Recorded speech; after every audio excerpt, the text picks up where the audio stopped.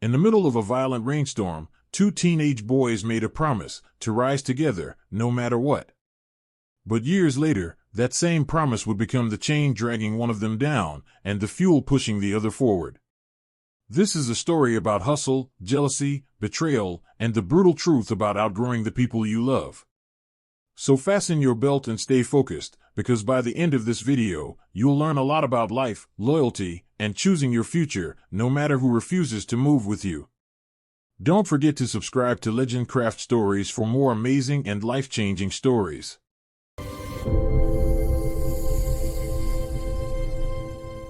Rain slammed violently against the cracked basketball court as Ethan sprinted through the mud, lungs burning, shoes slipping, heart pounding like a drum on fire.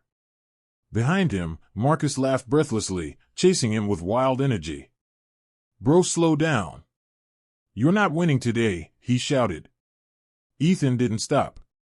He pushed harder, splashing through dirty puddles as the storm turned the court into chaos. They were 16, soaked, freezing, and running like the world was ending, because to them, this was life. This was freedom. This was their future in motion. Lightning flashed overhead, illuminating the two boys. Ethan cut sharply to the right, but Marcus crashed into him from behind. They both stumbled, slipped, and fell into the mud with loud thuds.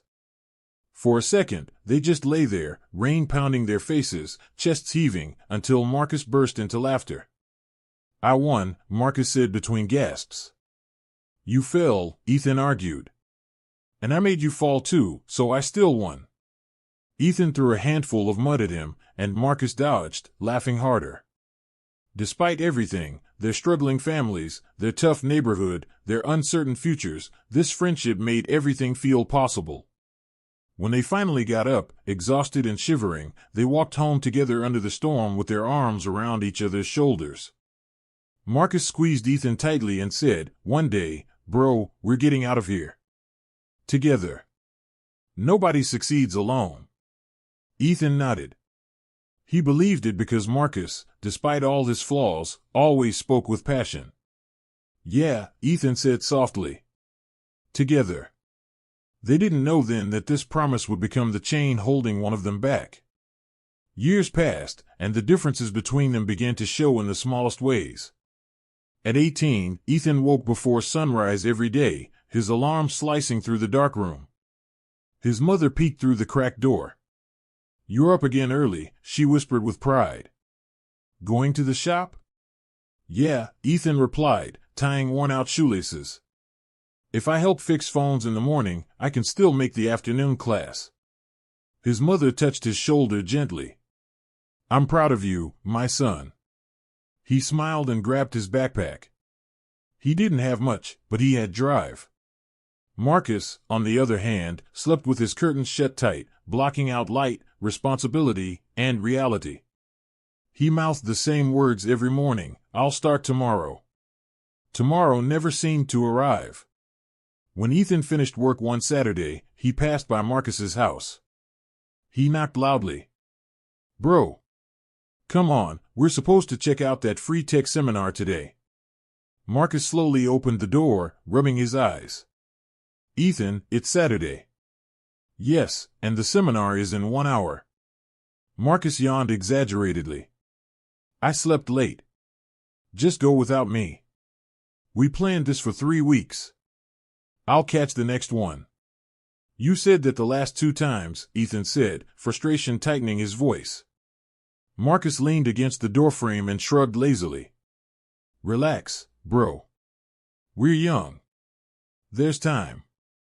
Ethan didn't argue further. He simply turned and walked away, but something inside him twisted. It was the first time he realized that Marcus wasn't just moving slowly, he wasn't moving at all. At 19, Ethan picked up a job at a tech repair shop. It didn't pay much, but the owner, Mr. Lawson, was one of the few who believed in him. "You've got potential, kid," Lawson said one afternoon while Ethan carefully replaced a cracked phone screen. "You just need discipline. Skill follows discipline." Ethan nodded respectfully. "I'm trying, sir." Lawson placed a hand on his shoulder. "You're doing more than trying. You're doing." Those words carried him. Meanwhile, Marcus drifted from one casual job to another: paint helper, warehouse assistant, delivery rider for 3 weeks, never staying long enough to commit. Every time Ethan checked on him, Marcus had a new excuse. My supervisor hated me. That job was boring. The pay was an insult. My bike was stolen. They didn't schedule me enough hours. Ethan would listen, hoping Marcus would eventually get tired of his own excuses. But Marcus always laughed everything off. Ethan, calm down. I'm good. Life is long. But life wasn't long. Not for dreams. At 21, Ethan enrolled in a part-time tech certification course. The nights were long, and the workload was brutal, but Ethan was hungry for change. Marcus, however, still lived at home, scrolling on his phone until late at night, talking about becoming successful one day. One evening, Ethan visited Marcus again. Come with me to class tonight. There's space.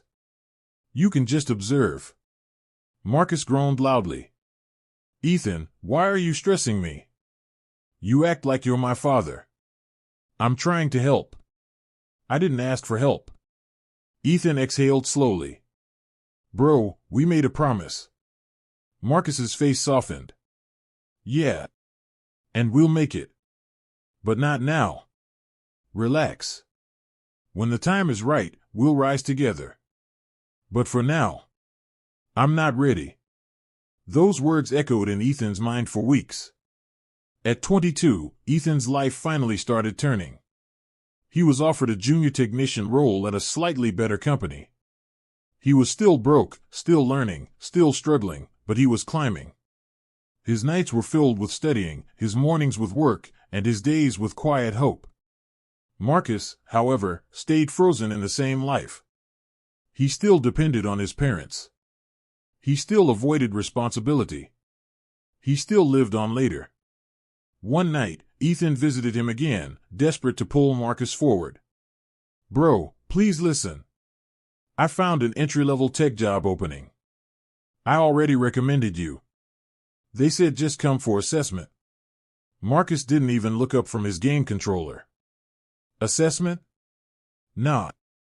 I hate tests. You haven't even tried. Why try something I'll fail at? You don't know you'll fail. Marcus smirked. Ethan, stop forcing things. You're moving too fast. Ethan stared at him, heart sinking. No. You're not moving at all. Marcus chuckled like he thought it was a joke. Ethan didn't laugh. Then the biggest shift came. At 24, Ethan launched a small freelance tech service online. It wasn't glamorous. He repaired phones, cleaned up malware, troubleshoot slow laptops, and helped people recover lost files. But people appreciated good work, and slowly, demand grew. Marcus watched from the sidelines, jealousy creeping in like a shadow he refused to acknowledge. One late night, Marcus sent Ethan a message. Bro, you're lucky. Most people don't get chances like you. Ethan stared at the message for a long time before responding. I didn't get chances. I made them. But Marcus didn't reply. Things only escalated from there. Ethan's freelance business slowly turned into something bigger than he expected. He no longer worked from his bedroom. He rented a tiny office, barely big enough for a desk, 2 chairs, and a shelf full of tools. But to him, it felt like stepping into a new world. On the day he opened the office, he sent Marcus a voice note. Come through, bro. I want you to see this. Marcus arrived an hour late, dragging his feet, wearing a hoodie with the hood up. He stepped inside, looked around, and shrugged. So, this is it? Ethan smiled proudly. Yeah. This is where it starts. Marcus touched a screwdriver on the table. It's small. It's a beginning. Marcus dropped into the second chair with a long sigh. You really think you're going to blow up with this? I don't know, Ethan said honestly. But I won't know until I try. Marcus snorted. You're really that serious about this grind thing, huh? Ethan sat across from him. I'm serious about my life. Marcus bit his lip, not liking the answer. Well, you do your thing. I'll get there too. When I'm mentally ready. Ethan nodded slowly, though disappointment prickled him. All right, bro. Marcus didn't say congratulations. He didn't say he was proud. He just left. That night, Ethan stayed alone in the small office, staring at the door long after Marcus was gone. That was the moment reality sank in. Their paths weren't just different, they were drifting apart. Months passed.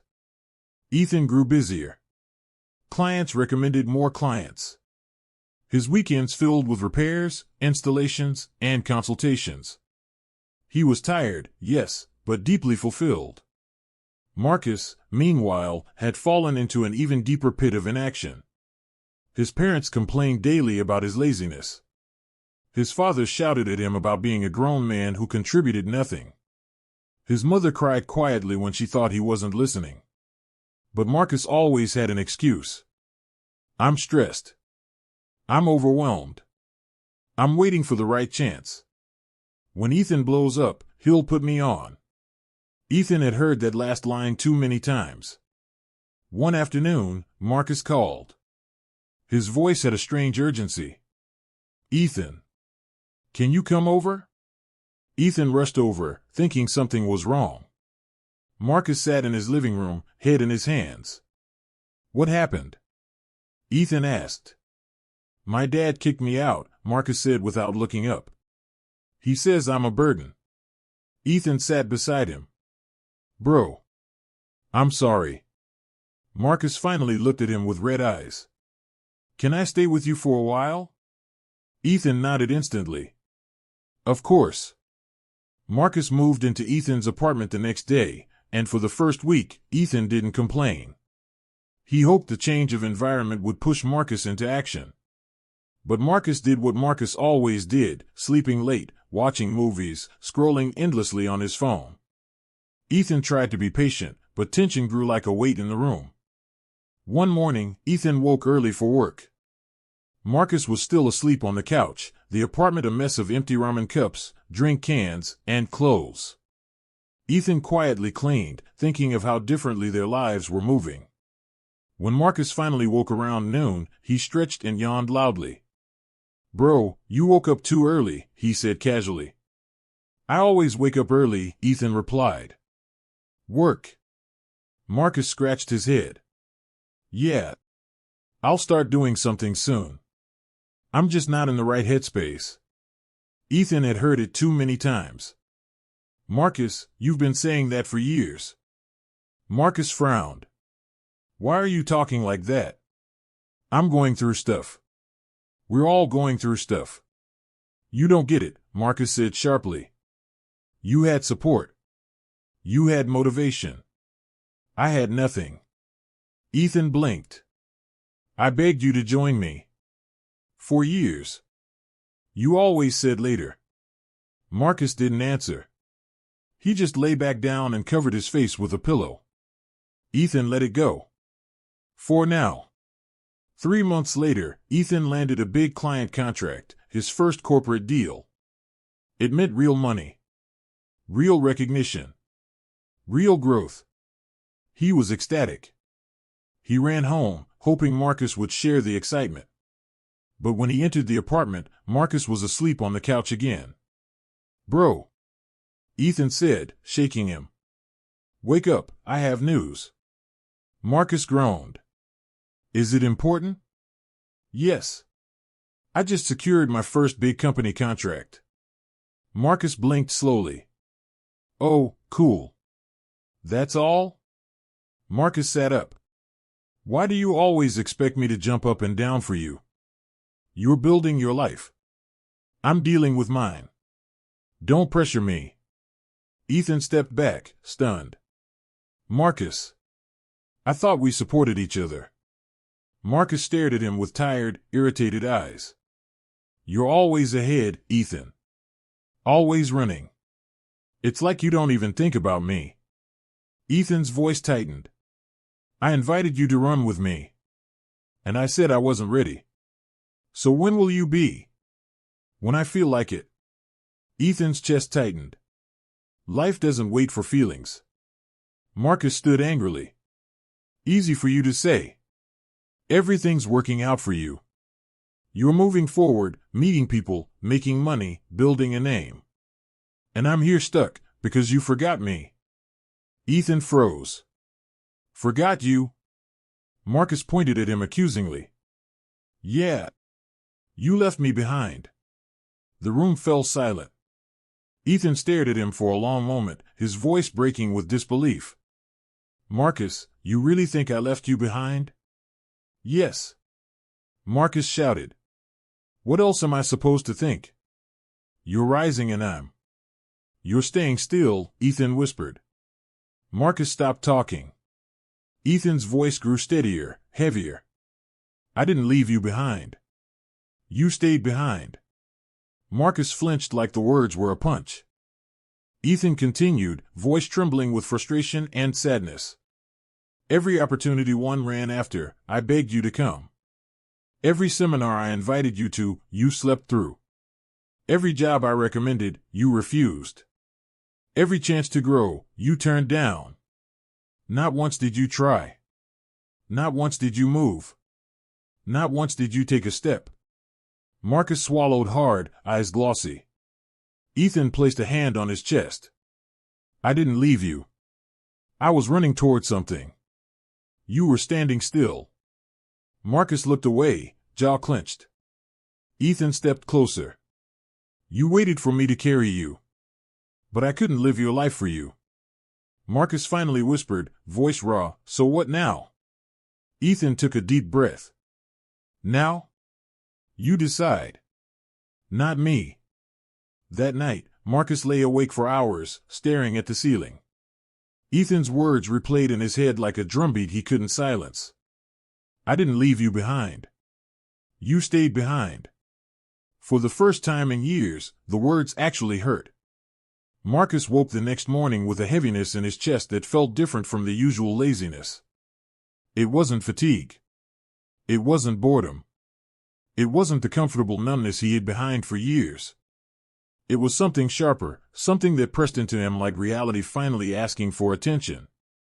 He sat up slowly on the couch, rubbing his eyes. Ethan was already gone for work, the apartment unusually quiet. The breakfast table held a plate covered with foil. Marcus lifted it, fried eggs and toast. Ethan had cooked for him before leaving. Marcus stared at the food for a long time, guilt curling through him. I don't deserve this, he muttered. Later that day, when Ethan returned from work exhausted but smiling faintly, Marcus didn't speak. He just watched him hang his coat, stretch his aching shoulders, and collapse onto the chair with a sigh. Ethan looked older. Tired. Burdened. Still fighting. Marcus swallowed. Ethan, can we talk? Ethan hesitated, then nodded. Sure. Marcus shifted slowly, trying to gather courage. I've been thinking about what you said. Ethan stayed silent. Marcus took a shaky breath. And you're right. I've been blaming everything, my parents, jobs, stress, the world, even you. But the truth is, I haven't done anything. I haven't moved. I haven't tried. Ethan's eyes softened slightly. Marcus looked down, ashamed. I stayed behind. Not you. The apology lingered between them. Ethan didn't rush to reply. He simply sighed gently. I just want you to live, Marcus. Really live.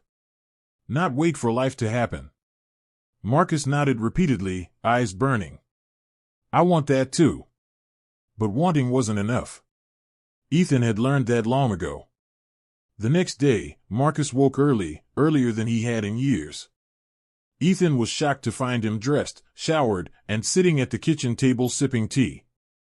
You're up, Ethan said with cautious surprise. Yeah, Marcus replied. And I want to start. I don't know where or how. But I want to start. Ethan smiled a little. Okay. Then start small. Marcus inhaled deeply. Teach me. So Ethan did. He sat Marcus down at his office desk one evening and handed him a dismantled phone. This is basic repair. You don't need to be an expert. You just need to try. Marcus held the small screwdriver awkwardly. His hands trembled. Sweat gathered on his forehead. A task that felt simple for Ethan felt enormous for Marcus. He tried to unscrew the tiny bolts, slipping several times. This is hard, he muttered. You're learning, Ethan said calmly. I don't think I can. Try again. Marcus looked at him, then back at the phone, and kept going. An hour passed. Then 2. He struggled, but for the first time in a long time, he didn't quit. When he finally managed to remove the screen correctly, he looked up with wide eyes. Bro. I did it. Ethan grinned. You did. A spark flickered in Marcus, small but real. In the following weeks, Marcus began helping around Ethan's office, doing simple tasks at first, cleaning tools, organizing cables, assisting with minor repairs. Some clients even mistook him for an employee. He worked slowly, sometimes clumsily, but he worked. One afternoon, as Marcus carefully wiped a motherboard clean, a client walked in. Ethan handled the consultation while Marcus observed quietly. When the client left, Marcus said, I want to do more. You will, Ethan replied. But progress wasn't a clean line. There were days Marcus woke up late, falling back into old habits. Days he avoided tasks out of fear. Days he complained and felt overwhelmed. But now, Ethan didn't raise his voice. He simply reminded him, move. Even a little. And Marcus tried. One night, Marcus approached Ethan with a nervous expression. Can you help me apply for a job? Something small. Something that fits where I'm at. Ethan's eyes lit up. Of course. They sat at the table with a laptop. Marcus wrote and rewrote his resume. He practiced interview questions awkwardly. He kept second-guessing himself, but Ethan pushed him gently. Days later, Marcus received a call for an interview at a small electronics store. His hands trembled as he held the phone. Ethan, they want me to come in tomorrow. Ethan grabbed his shoulders, proud. Then you'll go in tomorrow. Marcus paced the apartment for hours that night. What if they don't like me? What if I mess up? What if I freeze? Then you try again, Ethan replied. Marcus looked at him, voice cracking. But what if I fail? Ethan stepped closer. Then you get back up. That's what you've never allowed yourself to do.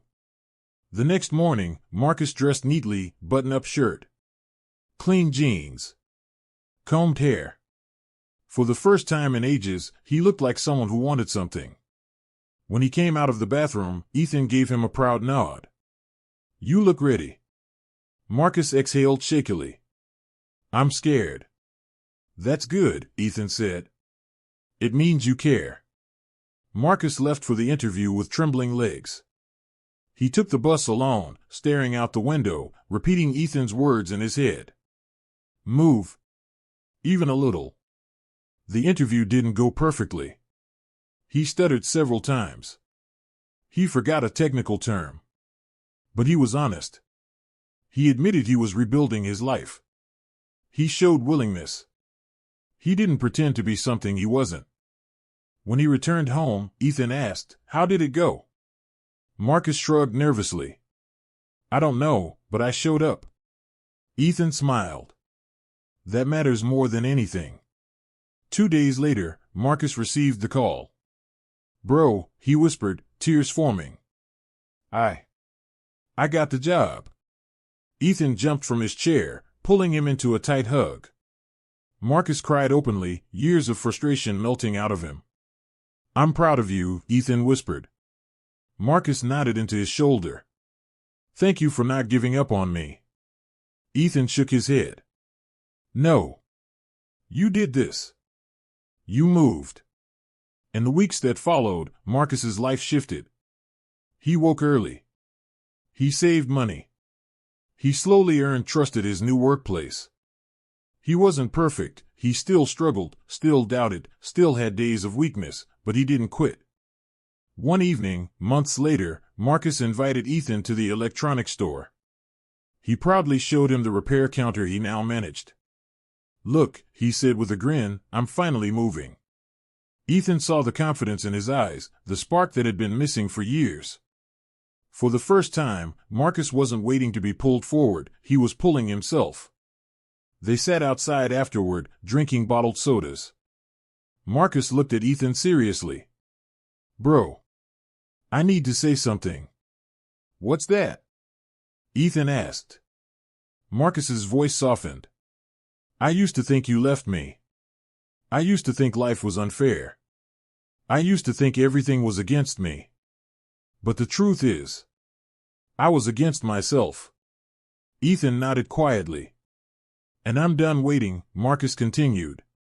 "No more excuses. No more sleeping through my life. I'm moving now. Even if it's slow. Even if it's hard. Even if I fall." Ethan smiled. "That's all I ever wanted for you." Marcus leaned back, looking at the sky. "It feels good, living." Ethan laughed softly. "Yeah, it does." Silence settled over them, warm and peaceful. Two friends, once side by side, then far apart, now walking their own paths again. Not equal. Not identical. But forward. As the sun dipped behind the rooftops, Marcus whispered one last thought to himself, barely loud enough for Ethan to hear. No more waiting. And for the first time in his life, he meant it.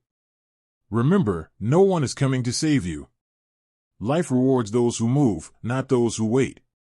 The moment you stop waiting for others is the moment your life begins.